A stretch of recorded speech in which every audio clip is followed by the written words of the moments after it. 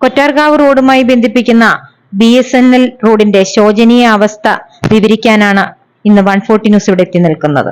ഇവിടുത്തെ സമീപവാസികളോട് നമുക്കിതിനെക്കുറിച്ച് ചോദിച്ചറിയാം. നമുക്ക് ഏറെ ബുദ്ധിമുട്ടുള്ള ഒരു റോഡാണിത്. 11ാം വാർഡിനെ സംബന്ധിച്ച് നമുക്ക് റെയിൽവേ ക്രോസിങ് വന്നു കഴിഞ്ഞാൽ നമ്മുടെ ഏക ഒരു ആശ്രയം ഈ റോഡാണ്. ഇൻ കേസ് നാളെ കാലത്ത് പാലം പണി വന്നാൽ പോലും, മേൽപ്പാലം പണി വന്നാൽ പോലും യാത്രക്കാരെല്ലാം ഇതിലെയാണ് യാത്ര ചെയ്യേണ്ടത്. അപ്പോൾ ഈ ഒരു റോഡെന്ന് പറയുന്നത് നമുക്ക് ഭയങ്കര ബുദ്ധിമുട്ട് അനുഭവപ്പെടുന്നതാണ്. ഇതിൻ്റെ ശോചനീയാവസ്ഥ ഭയങ്കര ബുദ്ധിമുട്ടുള്ളതാണ്. അതുകൊണ്ട് ഇതിനകത്ത് എന്തെങ്കിലും ഒരു തീരുമാനം എടുക്കണമെന്നാണ് എനിക്ക് പറയാനുള്ളത്. എത്ര വർഷം കൊണ്ട് ഈ റോഡ് ഇങ്ങനത്തെ അവസ്ഥയിലാണ് കിടക്കുന്നത്? ഞാൻ കണ്ട കാലം തൊട്ട് ഒരു 10-15 വർഷം തൊട്ടേ ഈ റോഡ് ഇങ്ങനെയാണ്, പണി നടന്നിട്ടില്ല. ഒരുപാട് യാത്രാക്ലേശം അനുഭവിക്കുന്നുണ്ടല്ലോ. യാത്രാക്ലേശം അനുഭവിക്കുന്നുണ്ട്. നമുക്കിവിടെ ഒന്നും ചെയ്യാൻ പറ്റിയിട്ടില്ല. ഇപ്പം ഇവിടെ ഈ ഒരു അമ്മ താമസിക്കുന്ന, ഈ അമ്മ തന്നെയാണ് താമസിക്കുന്നത്. നല്ലൊരു മഴ പെയ്താൽ പോലും ഇവിടോട്ട് വെള്ളവും ഒക്കെ ഉള്ള ഒരു ഭയങ്കര ബുദ്ധിമുട്ട് അനുഭവിക്കുന്നുണ്ട് ഈ അമ്മ. അങ്ങനെ ഒരുപാട് യാത്ര ഇതിലേ പോകുന്നുണ്ട്. ക്രോസ് അടച്ചു കഴിഞ്ഞാൽ ഏക ആശ്രയം ഈ റോഡാണ് നമുക്ക് എല്ലാവരും, ഞാൻ ഉൾപ്പെടെ. അപ്പം ഇതിനെന്തെങ്കിലും ഒരു പരിഹാരം കാണണം.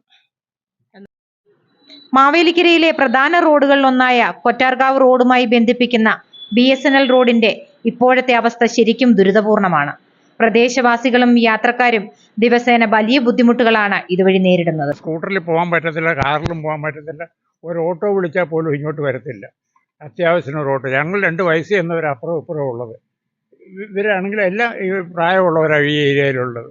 പക്ഷേ ഒരു കാര്യമില്ല, ഒരു രക്ഷയില്ല. ഇവിടെ ഈ മെമ്പറോട് പറഞ്ഞ് ഞങ്ങൾ മടുത്തു. മെമ്പറോട് മെമ്പർ എന്തോ പറയുന്നുണ്ട്. മെമ്പർ പറയുന്നത് ഞാൻ മഴയാണെങ്കിൽ പിന്നെ ഇതിനു മുമ്പ് ഇളക്കണ്ട. പുള്ളിക്കാരി പറയുന്നത് നമ്മൾ എന്ത് ചെയ്യാൻ പറ്റും? ഈ റോഡ് വലിയ കുഴപ്പമില്ലാതെ കിടന്ന കുത്തി പൊളിച്ച് ഈ പരുവത്തിൽ ഇടേണ്ട വല്ല കാര്യമുണ്ട്. ഇപ്പൊ ഈ മെറ്റിലിട്ടിട്ട് എത്ര നാളായി ഇവിടെ? 1 മാസത്തിൽ കൂടുതലായി. ഇങ്ങനെ 1 മാസമല്ല 2 മാസമായി. ഉടനെ ടാറിങ് ആണെന്ന് പിറ്റേ ദിവസം ടാർ ചെയ്യുമെന്ന് പറഞ്ഞു. വിളിച്ചാൽ അവർ ഓട്ടോ വരത്തില്ല. ഇന്നലെ വിളിച്ചപ്പോൾ അവർ പറഞ്ഞു അവരുടെ ടയർ കേടാവും, അവർക്ക് പറ്റത്തില്ല. പിന്നെ കാല് പിടിച്ചാ ഞാനൊന്ന് ബാങ്ക് വരെ പോകാൻ വിളിച്ചത്. എന്തോ ചെയ്യാനാ നമ്മള്? ഇനി ആരോട് പറയണോ എന്തോ. വണ്ടി റോഡിന്റെ കേമത്തോ അതാണ്ട് കാല് കണ്ടില്ല, ഇന്നലെ ഉരുണ്ട് വീണ അതും പരുവായി. ഇതിലെ നടക്കുന്ന മനുഷ്യർക്കൊക്കെ പ്രായമുള്ളവർക്ക് വലിയ ബുദ്ധിമുട്ടാണ് ഇതിലെ പോകാന്. ഇരുചക്ര വാഹന യാത്രക്കാരും കാൽനട യാത്രക്കാരുമാണ് ഇതിനാൽ ഏറ്റവും കൂടുതൽ ബുദ്ധിമുട്ടുന്നത്. മാവേലിക്കര ടൗണിലെ തിരക്കുകളിൽ പെടാതെ കൊറ്റാർകാവ് ഭാഗത്തേക്ക് എളുപ്പത്തിലെത്താൻ പലരും ആശ്രയിക്കുന്ന ബൈപ്പാസ് കണക്ടിവിറ്റിയാണ് ഈ റോഡ്.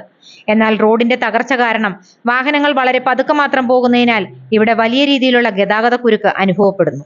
റോഡിന്റെ അവസ്ഥയെക്കുറിച്ച് എന്താണ് പറയാനുള്ളത്? റോഡിന്റെ അവസ്ഥയെക്കുറിച്ച് നേരത്തെ വളരെ ഭേദമായിട്ട് കിടന്ന ഒരു റോഡായിരുന്നു. അത് ഇപ്പം 2-3 മാസമായിട്ട് ഈ അവസ്ഥയിലാണ്.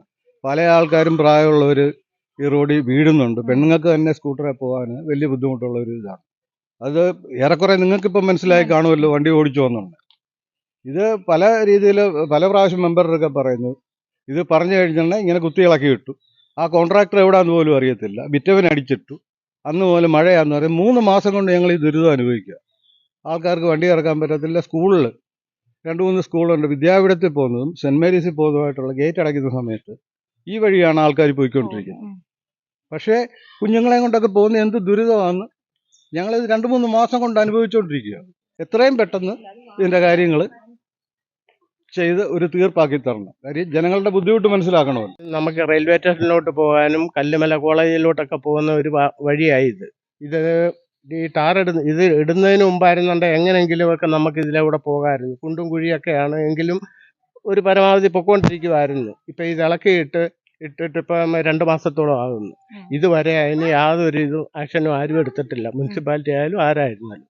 അപ്പോൾ അതുകൊണ്ട് എങ്ങനെയെങ്കിലും എത്രയും പെട്ടെന്ന് ഈ റോഡൊന്ന് ശരിയാക്കി തരാൻ വിനീതമായി അഭ്യർത്ഥിക്കുന്നു. റോഡിലുള്ള യാത്ര വളരെ ബുദ്ധിമുട്ടാണ്. കാരണം ഇതിങ്ങനെ കല്ലിട്ടേക്കുന്നത്. നേരത്തെ ആണെങ്കിൽ ഒന്നുമില്ലേ, കട്ടറായിരുന്നു. അതുവഴി പോകുന്നതും ബുദ്ധിമുട്ടാണ്. ഇതിപ്പോൾ ഈ ഭാഗത്തോട്ട് ലെറ്റർ കൊടുക്കാനൊക്കെ പോകാൻ നമുക്ക് വളരെയധികം ബുദ്ധിമുട്ടാണ്. ഒരു ഓട്ടോക്കാരൻ വിളിച്ചാൽ പോലും ഇവിടെ വരത്തില്ല. ഈ റോഡാണെങ്കിൽ വളരെ കുന്നും കുഴിയേടി കിടക്കുക. അനേക വർഷങ്ങളായിട്ട് വളരെ ശോചനീയാവസ്ഥ ഇവിടെ. ഞങ്ങൾക്ക് റെയിൽവേ സ്റ്റേഷനിൽ നിന്ന് പോകണം, അങ്ങനെ റോഡ് ടൗണിലോട്ട് പോകണം. ഒരു വിധത്തിൽ സഞ്ചരിക്കാനൊക്കത്തില്ല. ആരോട് പറഞ്ഞാൽ മെമ്പറോട് പറഞ്ഞാൽ മെമ്പർ പറയും മുനിസിപ്പാലിറ്റി കാശില്ലെന്ന്. മുനിസിപ്പാലിറ്റിയോട് പറഞ്ഞാൽ പറയും ഇവിടെ കാശില്ലെന്ന്. ആരോട് പിന്നെ MLA പറഞ്ഞാൽ MLA വരാൻ ചെയ്യാമെന്ന് പറയും. ആരോട് പറഞ്ഞിട്ട് ഇത് നടക്കുന്നില്ല. ഞങ്ങൾ ഒരു 15 വർഷം കൊണ്ട് ആയിട്ടുണ്ട് ഈ റോഡ് ടാർ ചെയ്തിട്ട്. ഇപ്പം വന്ന മെമ്പർ വളരെ ഉത്സാഹമായിട്ട്, നല്ല കുട്ടിയാണ്, അവർ വളരെ ഉത്സാഹമായിട്ട് എടുക്കുന്നുണ്ട്. കൂടാതെ റെയിൽവേ ക്രോസ് അടച്ചു കഴിഞ്ഞാൽ യാത്രക്കാർ ആശ്രയിക്കുന്നത് ഈ റോഡാണ്. ഇവിടുത്തെ തദ്ദേശവാസികളും യാത്രക്കാരും റോഡ് എത്രയും വേഗം ടാറിംഗ് നടത്തി സഞ്ചാരയോഗ്യമാക്കണമെന്ന ശക്തമായ ആവശ്യത്തിലാണ്. അധികൃതരുടെ ഭാഗത്തുനിന്ന് അടിയന്തരമായി ഫണ്ട് അനുവദിച്ച് കൃത്യമായി റോഡ് പണി നടത്തിയാൽ മാത്രമേ ഈ പ്രശ്നത്തിന് ശാശ്വതമായ പരിഹാരമാവുകയുള്ളൂ. നമ്മളൊരു ഓട്ടം വിളിച്ച ഒരു ഓട്ടോ വരത്തില്ല. ഇപ്പോൾ ഒരു സ്കൂട്ടറിൽ തന്നെ പോകാൻ ഭയങ്കര ബുദ്ധിമുട്ടാണ്. ഇതിലേ പോകേണ്ടി ഞാൻ അപ്പുറത്തോടെ കറങ്ങിയാണ് ഇപ്പോൾ റോഡിന്റെ പ്രശ്നം കാരണം ഭയങ്കര ബുദ്ധിമുട്ടി കിടക്കുവാണ് ഈ റോഡ്. റെയിൽവേ ഗേറ്റ് അടച്ചു കഴിയുമ്പോൾ ഗേറ്റ് അടച്ചു കഴിഞ്ഞാൽ എല്ലാ വണ്ടി ഇതുവഴി പോകുന്ന ഭയങ്കര ബുദ്ധിമുട്ട് എല്ലാവർക്കും. ഈ റോഡിന്റെ ശോചനീയാവസ്ഥയെക്കുറിച്ചുള്ള പ്രതികരണമാണ് ഇപ്പോൾ ജനങ്ങളിൽ നിന്നും നമ്മൾ കേട്ടത്. ഈ ദുരിതത്തിൽ നിന്നും ഈ ജനങ്ങളെ കയറുകയറ്റാൻ അധികാരികൾ കണ്ണു തുറക്കട്ടെ. ഇങ്ങനെയുള്ള വിഷയങ്ങളുമായി 140 ന്യൂസ് വീണ്ടും നിങ്ങളുടെ മുന്നിലേക്ക് എത്തുന്നതാണ്. ക്യാമറാമാൻ കിരൺ കൃഷ്ണനൊപ്പം റിപ്പോർട്ടർ ആശാനിൽ, 140 ന്യൂസ് മാവേലിക്കര.